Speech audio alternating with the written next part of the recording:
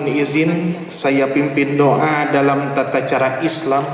Bagi yang non-muslim mohon untuk menyesuaikan.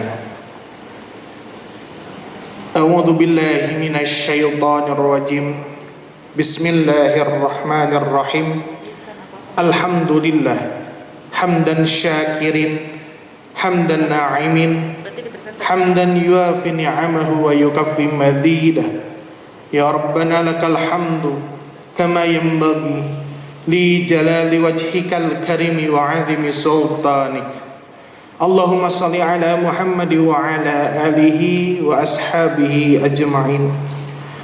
Ya Allah, Tuhan yang Maha Pengasih lagi Maha Penyayang, dengan segala kerendahan hati kami berkumpul di tempat ini mengucapkan dan mempersembahkan puji dan syukur kehadirat-Mu atas setiap nikmat, rahmat dan keberkahan yang telah Engkau berikan kepada kami, sehingga pada hari ini kami dapat berkumpul di sini dalam keadaan sehat tanpa kurang apapun, dalam rangka fokus group discussion upaya peningkatan investasi industri tekstil dan produk tekstil. Siang Bapak dan Ibu sekalian, salam sehat selalu dan salam sejahtera untuk kita semua.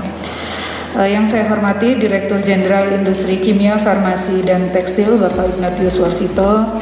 Yang saya hormati Direktur Deregulasi Penanaman Modal BKPM yang diwakili oleh Ibu Maria Sukmawati Raharjo.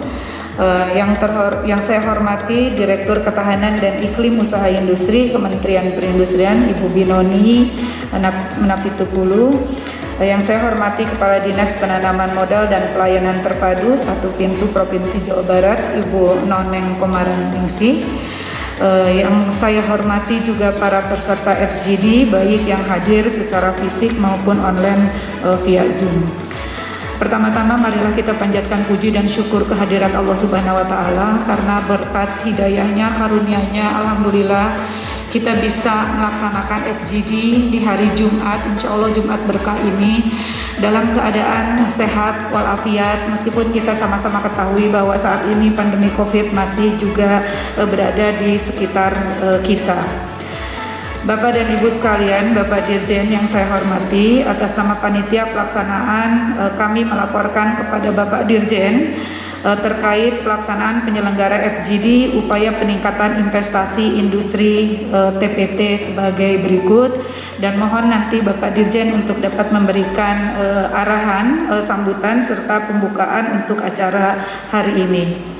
FGD yang dilaksanakan hari ini pada tanggal 22 April 2022 di Holiday Inn tentu saja bertujuan bahwa industri tekstil dan produk tekstil tahun 2021 mengalami perbaikan yang cukup signifikan. Biarpun secara situasi kita masih mengalami kontraksi yang memang cukup dalam ya, karena di tahun 2020-nya kita mencapai kontraksinya -8, tapi alhamdulillah di tahun 2021 ini terkontraksi 4%. Nah, tapi secara year on year gitu ya, kita bisa melihat perbaikan di industri TPT yaitu sekitar 5,94%. Bapak Dirjen dan Bapak Ibu sekalian, bahwa kita sama-sama ketahui pertumbuhan industri tekstil dan produk tekstil itu tentu saja dari sisi permintaan, dari sisi pengeluaran juga mengalami berbagai perbaikan. Kita sama-sama ketahui bahwa pembentuk pertumbuhan salah satunya adalah investasi. Selain ekspor pada tahun 2021 meningkat 28%, kemudian impornya meningkat 33,6%, tapi investasi 6,78%. Ini adalah capaian yang cukup menggembirakan di sektor TPT, terutama di investasinya. Kita sama-sama ketahui bahwa pertumbuhan TPT dari tahun 2015 selalu stagnan. Kemudian yang didukung oleh stagnasinya juga didukung oleh investasi. Investasi di industri TPT itu selalu mengalami konstan gitu, tidak apalagi di beberapa tahun terakhir gitu ya, 5 tahun terakhir hampir pertumbuhan atau hampir nilai investasi TPT cukup kurang menggembirakan. Tapi kita sama-sama ketahui bahwa di saat pandemi COVID yang dimulai tahun 2020, di mana tahun 2020 ternyata industri TPT mengalami investasi yang cukup baik juga, dan juga di tahun 2021 yang tadi saya sampaikan 6,78%. Ini cukup menggembirakan. Kenapa? Karena kita sama-sama ketahui bahwa ini pandemi, tapi ternyata industri tekstil di saat pandemi ini melakukan investasi yang memang cukup baik. Bagaimana kita dengarkan laporan dari Ibu Eli selaku Direktur penyelenggara FPP upaya peningkatan investasi industri tekstil dan produk tekstil ini, bahwa misalnya Kementerian Perindustrian pada awal tahun 2022 telah menyampaikan outlook tentang bagaimana target-target investasi tahun 2022. Sejenak saya akan bacakan kurikulum vitae dari moderator kita pada kesempatan sore hari ini. Beliau lahir di Kebumen 6 Juni 1983. Pendidikan terakhir adalah Sekolah Tinggi Teknologi Tekstil Bandung, Teknik Tekstil, dan saat ini menjabat sebagai Sekretaris Eksekutif API Pusat dan juga Sekretaris Jenderal Ikatan Alumni ITT ST3. Baik Bapak hadirin yang berbahagia, kita sambut moderator kita pada kesempatan sore hari ini, Sekjen Asosiasi Pertekstilan Indonesia, Bapak Rizal Tanzil Rahman, SST. Yang lupa diikat. Walaupun puasa harus tetap semangat. Baik, bismillahirrahmanirrahim. Assalamualaikum warahmatullahi wabarakatuh. Selamat sore, selamat sejahtera buat kita semua. Baik, 20 menit Bu None, kami persilahkan untuk menyampaikan paparannya. Terima kasih. Ini para peserta kan dari negara atau seluruh Indonesia? Oh, alhamdulillah seluruh Indonesia, tapi mungkin sesuai dengan yang dikehendaki oleh panitia, saya mencoba menyampaikan bagaimana investasi di Jawa Barat. Kalau melihat di mana, nah ini sesuai dengan bayangan Bapak Ibu ya.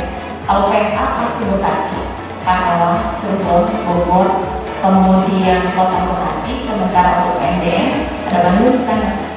Jadi Bandung juga termasuk salah satu destinasi investasi yang menjadi tujuan para investor untuk PMDN. Investasi di luar Jawa itu 52% dari luar Jawa sendiri itu ada 48%. Realisasi investasi di tahun 2021 yang totalnya itu adalah 123.258 proyek yang menyerap tenaga kerja itu sebanyak 7.279. Baik, untuk bentuk perizinan usaha sesuai dengan resiko usaha sektor perindustrian, karena kami yang wakil dari Kementerian Perindustrian ya. Jadi ada 4 tingkat risiko. Jadi kalau itu adalah rendah, ada rendah, menengah tinggi dan tinggi. Itu saja untuk ada 4. Kemudian untuk rendah, untuk perizinan yang usaha itu hanya NIB. Jadi mungkin sedikit disentuh oleh BKPM ya terkait resiko ini, tapi ini yang menjadi lingkup dari sektor perindustrian. Jadi NIB, adapun kesesuaian usaha itu hanya perusahaan declaration. Jadi perusahaan tersebut atau industri tersebut atau perusahaan tersebut cukup mendeklarasi saja. Dan sifat legalitasnya itu berlaku untuk operasional, untuk persiapan dan operasional, jadi komersil. Jadi untuk tadi kan Pak Nandi dari moderator disampaikan informasi kalau IPKB itu Pak Nandi menangani yang kecil sampai yang menengah ya kan ya. Sekarang juga kita sedang mendorong yang UMKM ya, malah sedang dibuka gerainya gitu ya, di mana di Gedung Sate. Kebetulan sekarang ada event di Gedung Sate gitu, lumayan terini gitu ya, apalagi yang mikro gitu ya, yang idealisnya tinggi gitu, karena dalam waktu tadi 10 menit ya Bapak Bu ya, 10 menit tadi sudah NIB-nya sudah keluar. Nah untuk pendampingan kami juga di sini membuka gerai-gerai pelayanan publik ya Pak Tongku ya. Mohon nanti Pak Tongku ini ada kasih saya, dan mohon izin nih Bapak Ibu, saya baru sebulan di sini ya. Jadi mungkin nanti ada tambahan-tambahan dari Pak Kasih Pak Tongku. Sedang ini beliau yang menangani sektor industri gitu. Semua DPMPTSP yang ada di Jawa Barat menyediakan layanan bantuan terkait layanan OSS ini. Jadi misalkan Bapak Ibu domisili di mana ya? Di Bogor, cari yang terdekat saja. Kalau memang sekitar bisa untuk praktek di sana, langsung diisi dibantu di sana. Kali ini kita sudah berada di penghujung acara, namun tentunya sebelum kita menutup rangkaian acara berkenan kepada Ibu Direktur Ibu Elis Masito STM selaku Direktur Industri Tekstil Kulit dan Alas Kaki untuk dapat menutup rangkaian acara pada kesempatan sore hari ini. 1 jam sudah keluar izinnya, itu sebetulnya yang diharapkan gitu kan, seperti itu. Jadi pemerintah sebetulnya tujuannya sangat baik, semata-mata adalah untuk kemudahan.